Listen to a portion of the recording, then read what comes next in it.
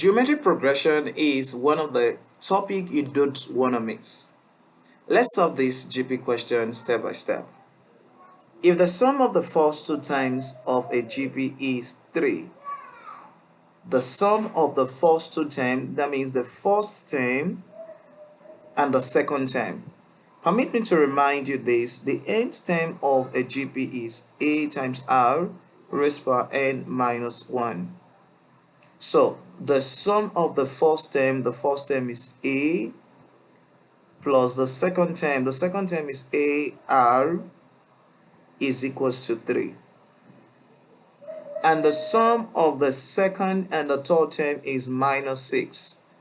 The sum of the second, ar, plus the third term, ar square. If you substitute n as 3 here, you will get ar raised to 2. So ar square equals to minus 6. Find the sum of the first term and the common ratio. So we're just going to work with the information given to us here. So let's take a closer look at this. We have common factors, though we can't add up these two, but they have common factors. The same thing here, they have common factors. So let's simplify, let's factorize and see what we can get from here. So a is common into 1 plus r equals to 3. I want to call this equation 1. When you look at this other equation, ar is common, so I have ar into 1 plus r equals to minus 6. And so you call this equation 2. So I simplified this to get this, and this gave me this. So now I'm going to be working with equation 1 and equation 2. A GP is characterized with the presence of a common ratio.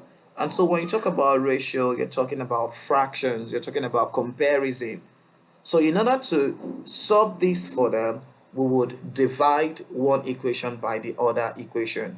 We would see it as a ratio, as a fraction.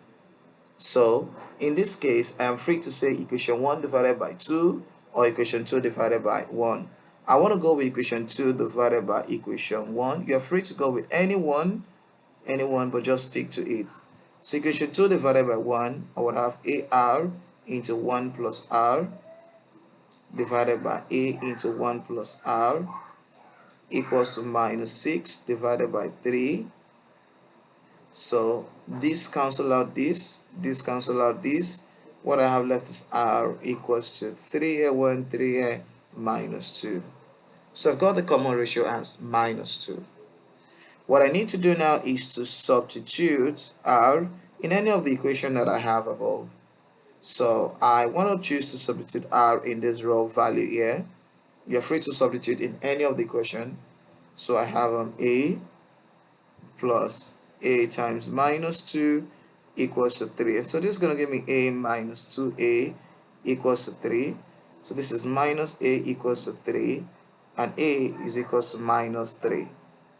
Remember, the question is find the sum of the first term and the common ratio. So the sum of the first term minus 3 plus the common ratio minus 2. So this is minus 3 minus 2, and that's minus 5.